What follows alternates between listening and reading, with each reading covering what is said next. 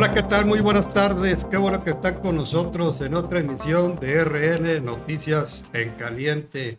Hoy en esta edición nos acompaña en la mesa una figura que ha transitado por todas las aristas de la vida pública en Sinaloa, desde la abogacía combativa al activismo feminista en las calles y desde luego como analista política en algunos programas de radio.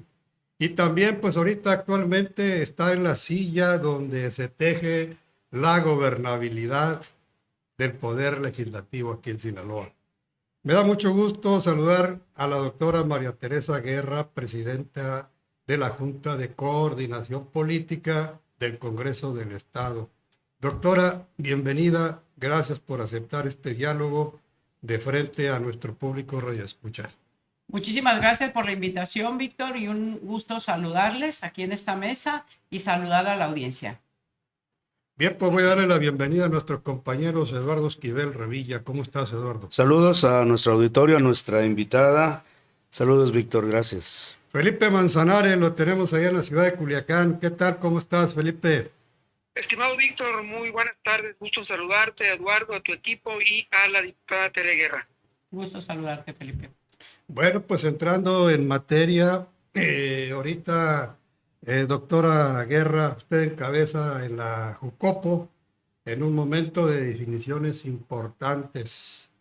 Ahorita hay bloques de diputados que están con un ojo en la agenda legislativa y otro en los escenarios a futuro que se vienen en función de sus aspiraciones políticas, seguramente a conveniencia de sus aspiraciones, pero ya listos para lo que la gente le llama el chapulineo político. Diputada, usted ya tiene detectados cuántos compañeros suyos están en esa situación.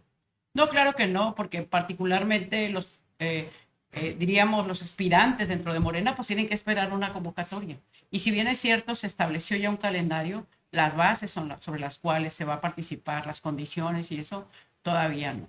Hemos estado abocadas y abocado mucho a una agenda legislativa y hemos tenido una productividad que creo que vale la pena destacar. En principio, las penas de homicidio doloso, estamos hablando que a pesar de que había una incidencia en los últimos 30 años, no se había tocado lo que es la penalidad mínima y máxima, no solamente de homicidio calificado, sino de homicidio doloso. Entonces, lo llevamos a la alza, incorporamos siempre como homicidio calificado, significa con penas más altas el tema de los crímenes contra menores de edad, sean hombres o mujeres. Aparte, pues está el tema del tipo penal de feminicidio. Perfeccionamos el tipo penal en temas de robo de vehículos. En la cadena de robo de vehículos quedaba en la impunidad una serie de hechos, vamos a decir, que están relacionados, es decir, quien compra piezas, quien posee un vehículo, sea porque se lo prestan, sea porque lo adquirió. Y todo esto daba lugar a que quedara, no solamente fuera menos el número de vehículos rescatados, porque lo que sucedía generalmente o sucede es que la gente se la denuncia cuando le despojan el vehículo, pero una vez que el seguro le cubre ya no le interesa seguir con el proceso. Entonces hicimos un ajuste para que en cualquier etapa del robo de vehículo, sea porque lo detectaron parado en una cochera, sea porque lo encontraron en un taller, sea porque lo encontraron circulando, haya una persecución de oficio a quienes forman parte de esa cadena de robo. Esto ha llevado a que más del 50%, no llegamos al 40%, al 50%, pero anda como en un 48% de vehículos que se hayan recuperado. Y esto fue a partir de que se hace ese ajuste. Recientemente presentamos la reforma y se aprobó en materia de extorsión para que este delito, tratar de atenuarlo, eliminarlo. No solamente en eso, en tema de violencia contra las mujeres hemos perfeccionado tipo penal. Recientemente acabamos de presentar 10 iniciativas que van encaminadas a fortalecer derechos de las mujeres y uno de ellos es precisamente la unidad para que se incorpore en la ley la unidad de análisis de contexto de Fiscalía para seguir todos los hilos finos de cómo se están cometiendo los feminicidios y qué es las causas que lo están provocando. Entonces tenemos una agenda muy intensa, de tal manera que aunque haya agenda política, que nunca va a dejar de haber en quienes estamos en algún cargo público, pero que la agenda legislativa no pare. Eduardo Esquivel. Pues muy interesante lo que nos acaba de decir doctora Tere Guerra. Ahora, ustedes también autorizan presupuestos. Una sensación, una percepción que hay, particularmente en madres con hijos desaparecidos, pero también en otras víctimas del delito, es a propósito de la suficiencia, de la capacidad de las fiscalías, de los aparatos que investigan, que dan seguimiento a los delitos. En materia de presupuestaria, ¿qué tanta capacidad, tanta suficiencia financiera tenemos en Sinaloa en ese campo? Si hay alguna perspectiva de modificación. Creo que cuando vemos presupuesto en materia de seguridad no lo podemos ver aislado de lo que hay el refuerzo federal y particularmente en temas de búsqueda. Quiero decirles que desde el 2018, cierto, el delito ha ido a la alza, particularmente en Sinaloa, en los últimos 2 años, después de la crisis que se profundiza por la confrontación de grupos delincuenciales desde septiembre del 2024. Pero, en realidad, gobierno federal, como nunca en la historia, tiene una inversión. El tema es que ellos alcancen un registro que se conoce como RENAVI para poder recibir un apoyo, que no solamente va a un familiar, incluso cubre mucho más, como nunca en la historia. Si ustedes revisan atrás, sobre todo porque yo conozco mucho el tema de protocolos de búsqueda, es parte de los movimientos en los cuales me formé. He estado cercana de algunos movimientos de búsqueda. Conozco desde Mirna Nereida, que fue fundadora, Isabel, que es fundadora de Sabuesas Guerreras, las buscadoras aquí en Mazatlán. O sea, es un tema que he estado cerca. A nivel federal hay un presupuesto importante, tan es así que Sinaloa tiene algo que anteriormente no existía, que son los panteones forenses. Hemos presentado una iniciativa nosotros como grupo parlamentario que queremos sacar en este próximo periodo que arranca el 1 de abril para perfeccionar los protocolos de identificación, agilizar los trámites, dignificar los tratos hacia la familia, que a veces son muy tortuosos porque los estudios de ADN a veces se tardan, hay ciertos protocolos, entonces estamos tratando, pero es mucho más la inversión comparada con sexenios atrás. Hablamos que desde el gobierno de Andrés Manuel López Obrador y con la presidenta hay un presupuesto a nivel federal. Y claro, en tema de seguridad, en el gobierno de Quirino Ordaz se baja el presupuesto de seguridad, se empieza a bajar incluso desde Mario López Valdés. Con Quirino hablo del presupuesto estatal. Nosotros en 2 ocasiones que nos ha tocado debatir el presupuesto ha habido una alza, no suficiente todavía. Pero yo siempre les digo, cuando veamos presupuesto de seguridad, veamos sobre todo tipo de incidencia de delitos. ¿Qué es lo que nos ha repuntado el tema de la violencia? Mucho tiene que ver con delitos que tienen que ver con delincuencia organizada, cuya jurisdicción es federal. Entonces, midamos también la inversión que hay a nivel federal. ¿Cuántos elementos tenemos desplegados de Ejército, de Guardia Nacional? ¿Cuántos elementos realmente incluso de Marina? Hay que medir también toda esta inversión porque vienen y hay que costear mucho de su movimiento, cuántas unidades tienen. Entonces, no es suficiente todavía el presupuesto, ni siquiera para búsqueda podríamos decir que es suficiente. Lamentablemente, como digo, la incidencia ha estado a la alza, pero se ha ido avanzando. Venimos ahí sí de menos a más, sin que el más que tenemos ahorita sea suficiente todavía. Diputada, ahorita toca el tema, precisamente el tema de el presupuesto. ¿Cuál es el mensaje para los alcaldes, para aquellos que manejan recursos? Porque desde el papel fiscalizador que realiza el Congreso, precisamente en el periodo electoral, porque ya dijo el gobernador en su semanera que no quiere saber de servidores públicos que usen el presupuesto para su promoción política. Evidentemente que tienes que cuidar la legalidad. Es un delito utilizar recurso público para promoverte. Y creo que no solamente es el tema de alcaldes, alcaldesas, también es el tema de diputadas y diputados, de senadores, de quien tenga alguna aspiración y tenga a su vez el manejo de recursos. Yo creo que tenemos que ser muy respetuosos de la normativa. Además, así están los lineamientos del propio partido político de Morena, que si bien es cierto todavía no hay una convocatoria abierta, sí hubo algunos lineamientos que se van a expedir en el último Consejo Nacional, que fue el 7 de marzo, donde claramente será observado cualquier aspirante que utilice recursos públicos. Entonces, hay un llamado de la presidenta claramente en el sentido de que debemos de tener la austeridad republicana. Quiero decirles que en este tema, por ejemplo, del Plan B, revisamos cómo estábamos como Congreso del Estado. Somos el Congreso del Estado número 25 en cuanto a presupuesto. Significa incluso que el promedio que está sugerido del presupuesto estatal, el promedio, dijo la presidenta, que no pase del 0.7%. Nosotros estamos en el 0.5%.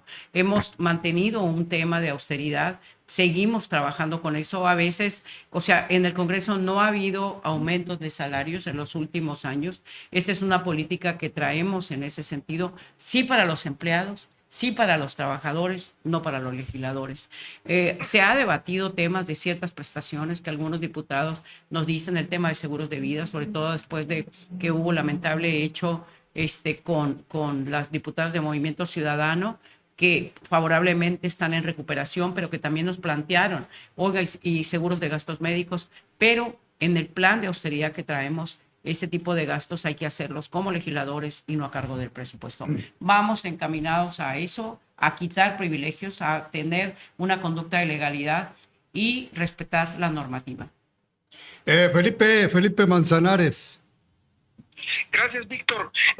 Si me permite la mesa y la diputada Tere Guerra pasar a otro tema, después de haber escuchado el interesante trabajo parlamentario que lidera en la Junta de Coordinación Política, yo te preguntaría, diputada, en esta conferencia semanera del gobernador de Sinaloa, el doctor Rocha Moya prácticamente habló, y si me permites la expresión en el argot político, destapó corcholatas hacia la sucesión gubernamental. Faltaría ver ahora o conocer en los próximos semanas o meses, pues cuáles son las corcholatas que destape la presidenta o la dirigente nacional del partido Morena. Y ahí va la pregunta, doctora Tere Guerra. ¿Ves a otras? Bueno, primero, ¿te vas a inscribir en la convocatoria de Morena para el mes de junio que buscará llegar a designar quién será la defensora, la coordinadora defensora de la 4T en Sinaloa o el coordinador de defensa de la 4T en Sinaloa? Esa es la primera parte de la pregunta, ¿te vas a inscribir? Y número dos, ¿ves a otras o a otros destacados morenistas participando en este proceso de tu partido? Yo creo que sí, va a haber más allá de los que se han mencionado. Creo que el partido estableció claramente que deberán ser un máximo de 6. Significa que si se ve que haya más pretensos que levanten la mano o pretensas, evidentemente tendrá que hacerse una eliminatoria, una primera eliminatoria. Yo claramente lo he dicho, tengo la determinación de que me midan, porque todo va a depender de la competitividad.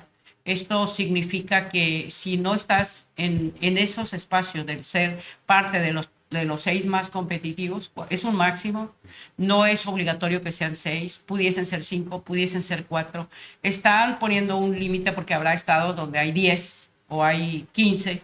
Bueno, entonces cuando se trate de ese caso, habrá que eliminar. Lo máximo que se va a poder medir son 6. Significa que Morena va a hacer como previas y que cuando lance la convocatoria ya deberá tener más o menos perfilado.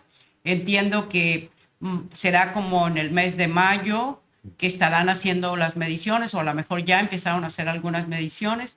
He sido muy clara en el sentido de mi aspiración de poder ser considerada para las mediciones, pero claro, ha estado levantando la mano desde hace rato la senadora Imelda Castro, ha dicho también con claridad la diputada federal Graciela Domínguez, que tiene la pretensión, no sé, a veces siento que lo dice no tan confirmativo, pero el caso de Estrella Palacios, pero hablando de las mujeres. Entonces, junto a estas mujeres estoy yo, que he dicho que deseo que ser medida, y el caso también de los varones. Ha sido claramente también Juan de Dios Gámez, el alcalde de Culiacán, que no lo ha dicho tan tajantemente, pero se ve que anda en esa pretensión. Igual el caso del senador Enrique Insunza, pero seguramente habrá más aspirantes en el caso de los varones. Pareciera que de pronto somos más las mujeres. Y eso tendrá que ver también con un hecho. De los 17 estados que estarán para renovar las gubernaturas en la elección del 2027, al menos 9 por cada partido político tienen que ser encabezados por mujeres. Porque siendo número impar, debe ser mayoría de mujeres. Entonces eso da ciertas posibilidades a las mujeres, o muchas posibilidades, en una entidad donde no ha habido nunca una mujer, pero no es seguro que necesariamente en Sinaloa tenga que ser mujer. Quizá eso es lo que alimenta a que seamos más las mujeres que estamos en esta pretensión. Eduardo Esquivel.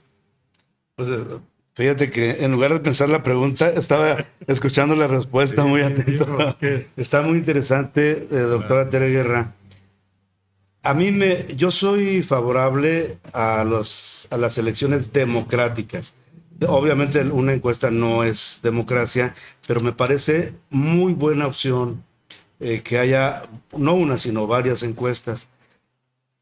Hay un detalle que le comento, la confiabilidad en los resultados de esas encuestas, porque pues hay antecedentes no solo en un partido político, en que las encuestas se hacían...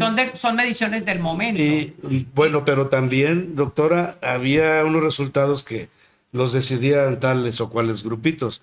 Ese punto de la confiabilidad, si nos comenta algo. Mira, no solamente hubo claramente en el Consejo Nacional algunas expresiones en el sentido de que o sea, si bien es cierto en la encuesta como primera herramienta, esas encuestas las va a hacer el partido. No es que yo voy a ir a acercar mis encuestas o mi encuestadora. Las encuestas las hace el partido. Incluso seguramente ni nos van a decir en qué momento. Esa es una. Dos, pero no es un tema nada más de quién es más conocido o conocida, porque a veces puede ser conocido pero tener negativos. Muchos. Y tener, sí te conocen, pero no te aceptan, o sea, entonces son más elementos, el tema de congruencia, el tema de identidad con el proyecto, el tema de, diríamos, experiencia, o sea, todo trayectoria, son muchas más cosas. Entonces, la encuesta es un instrumento fundamental, pero va a ser acompañado de una serie de valoraciones. Y además un tema que yo creo que es seguramente lo que es como lo primero que habrá que ir pensando. Sí, medir en qué estados puedan estar las mujeres encabezando las encuestas, pero también cómo vas a cuadrar el tema de la paridad y cómo el tema de la competitividad. Por instrucción de los órganos electorales, las mujeres tienen que ir en aquellos estados donde la competitividad es más alta, no donde es más baja. Si el partido Morena, por ejemplo, un caso que puede ser hasta complicado porque hay aspirantes mujeres muy visibles, el caso de Chihuahua, no es el caso de un estado con alta competitividad para Morena, si bien es cierto pudiese empezar a hacerlo, pero es un estado que no gobierna. Entonces, Morena tiene la obligatoriedad y todos los partidos a poner a sus mujeres en aquellos estados donde tiene más alta competitividad. Y eso, entonces también primero tienen como que armar el tablero, dónde van a ir mujeres, dónde pueden ir hombres. O sea, esos no son todavía las evaluaciones necesariamente sobre perfiles, sino primero dónde estamos más competitivos, cómo traemos a mujeres ahí, cómo vamos. Son muchas cosas las que se tienen que cuadrar y supongo que como partido ya están abocados a eso. Bien, usted ha dicho que pues Sinaloa no ha tenido a una mujer de gobernadora. Con las condiciones actuales, ¿usted cree que es el mejor momento para que una mujer encabece un gobierno en este estado? Bueno, yo no le resto absolutamente ningún mérito a cualquier compañero del partido que tenga la intención de registrarse. Creo que seguramente si lo hacen atenidos a su trayectoria, a su perfil. No quiero restar méritos en ese sentido. Pero yo creo que las mujeres tenemos la capacidad, tenemos la experiencia.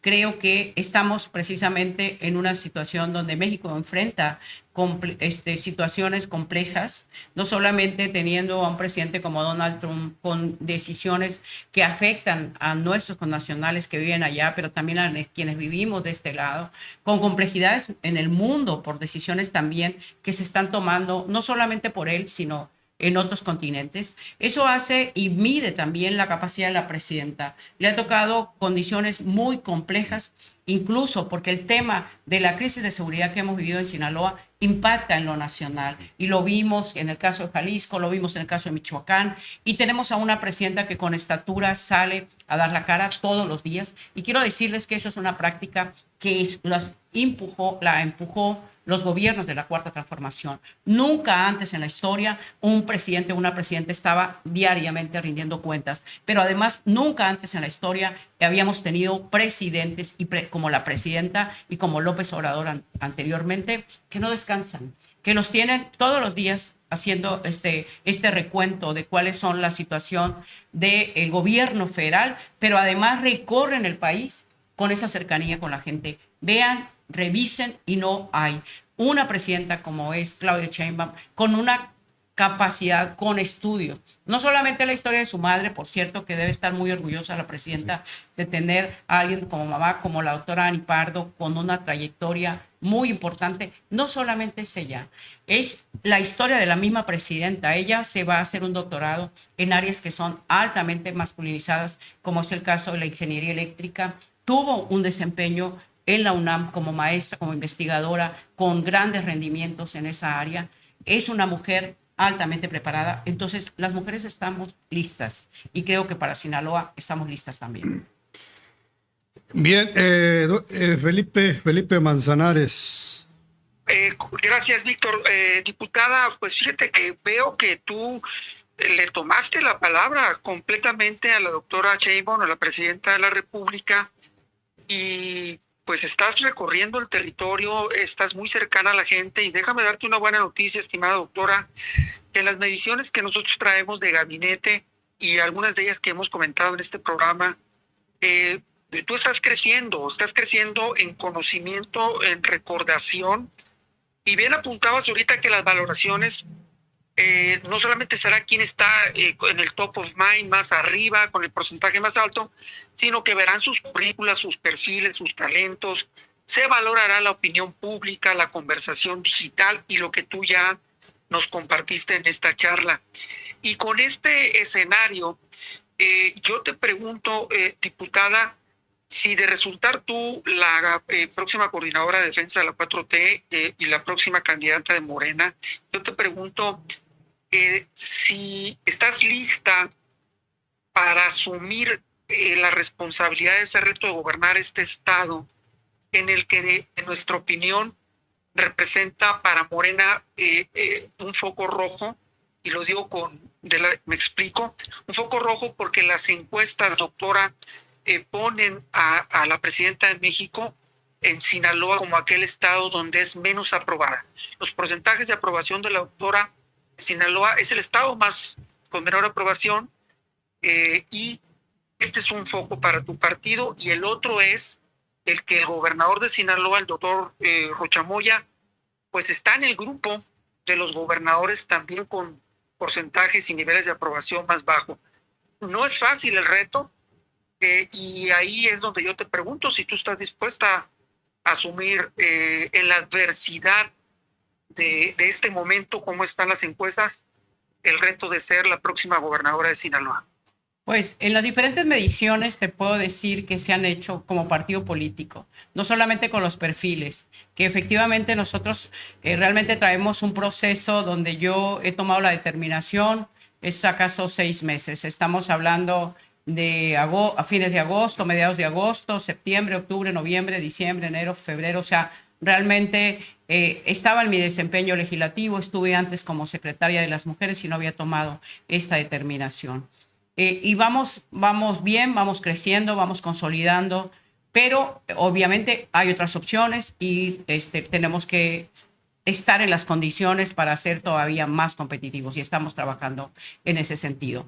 Pero en las diferentes mediciones que se han hecho por partido político, de verdad, yo creo que algo también tienen que evaluar el resto de los partidos. No dejo de advertir que ha habido situaciones complejas, que no solamente ponen la credibilidad diríamos, en duda, no solamente nuestra, de toda la clase política, no solo de nuestro color, de toda la clase política, porque la gente lo que quiere es, en el tema de seguridad, respuestas inmediatas, lo que quisiera es que eso quedara atrás y los impactos que se han tenido, porque no podemos tampoco dejar de reconocer que hay impactos en tema económico, que hay a veces, en cualquier hecho revive una herida y en temas de percepción en cuanto a la inseguridad. Sin embargo, las mediciones ahí están. Morena sigue siendo la fuerza con más respaldo en Sinaloa. La presidenta, incluso te quiero decir, en el caso, por ejemplo, de Sinaloa. Sinaloa fue el estado que cumplió más rápido el porcentaje de afiliación para Morena.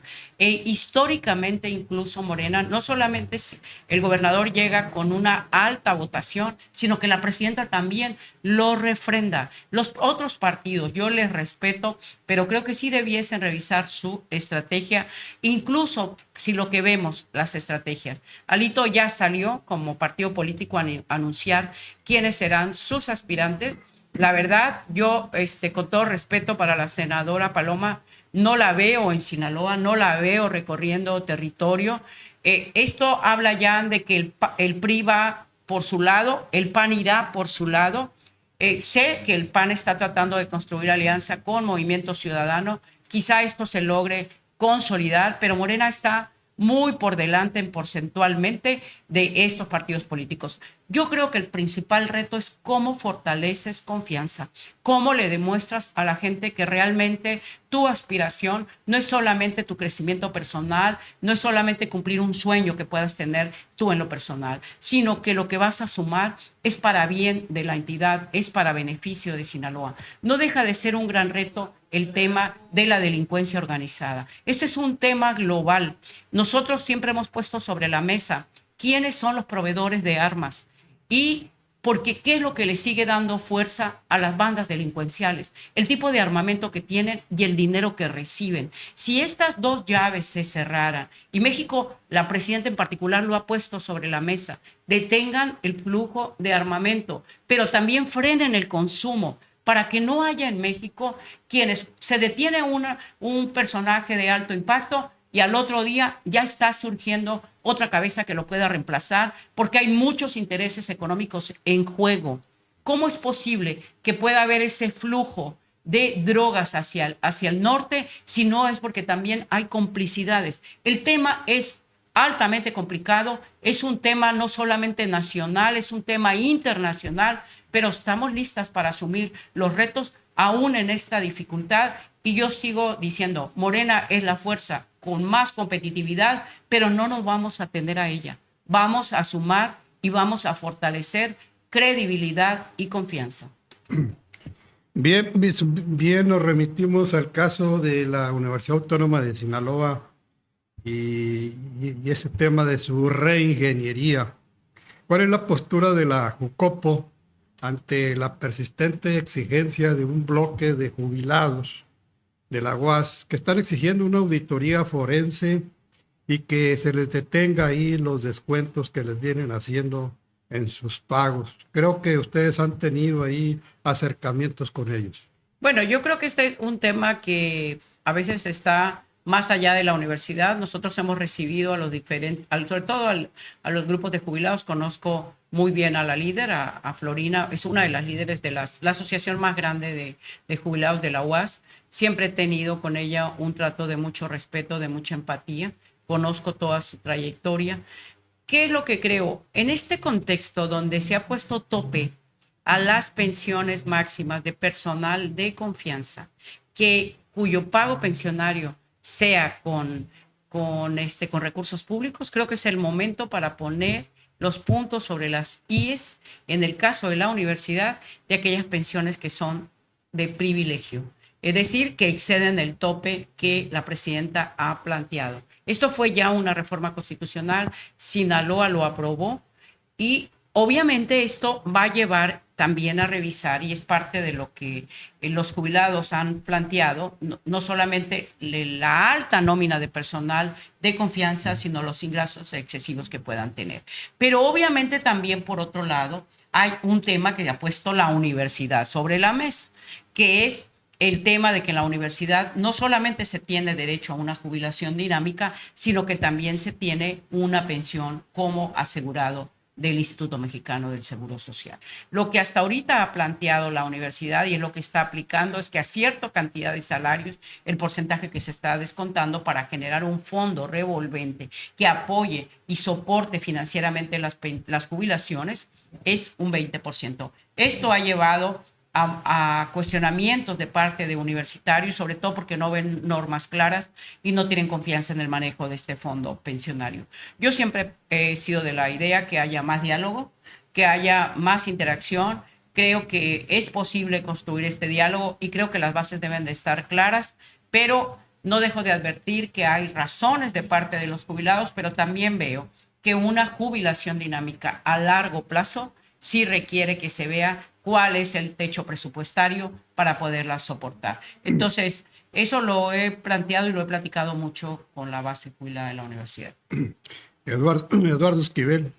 La Presidencia de la República dio a conocer cifras sobre desapariciones, sobre desaparecidos. Se desató de inmediato una crítica, una polémica respecto al número. Yo considero que es lo menos importante, el número.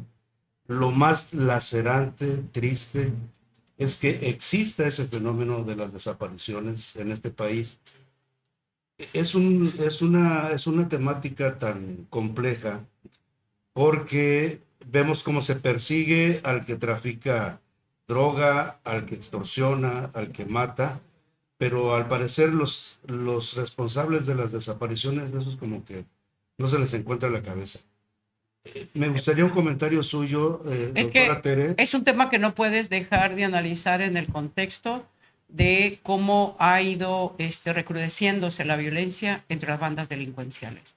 Nunca debemos de dejar de advertir que si bien es cierto, puede cuestionarse el sector público por omisión, por no tener la eficacia en el castigo, en la sanción, en realidad el recrudecimiento de la violencia viene de estas confrontaciones por pleitos de territorio, de mercado que tienen las bandas delincuenciales. Lamentablemente, durante décadas se les dejó crecer, fueron echando raíces y hoy estamos ante una complejidad. Digo, muchas de las desapariciones, no todas, no dejamos de ver que puede haber, no quiero estigmatizar a nadie ni decir que todos los desaparecidos estaban vinculados absolutamente, pero no deja de ser parte como de ese eco, decir, está interrelacionado. A mayor incremento de esa violencia por esas confrontaciones entre bandas delincuenciales, más aumento de este tipo de delitos. A diferencia de lo que acontecía en el pasado, cuando yo fui partícipe de los movimientos de desaparecidos, muchos eran estudiantes. Hoy hay una cuota muy lamentable, pero sin que nosotros tengamos necesariamente que estigmatizar a quienes hoy son desaparecidos, al revés, porque eso sería revictimizar. Creo que estamos obligadas y obligados a apoyar a las familias.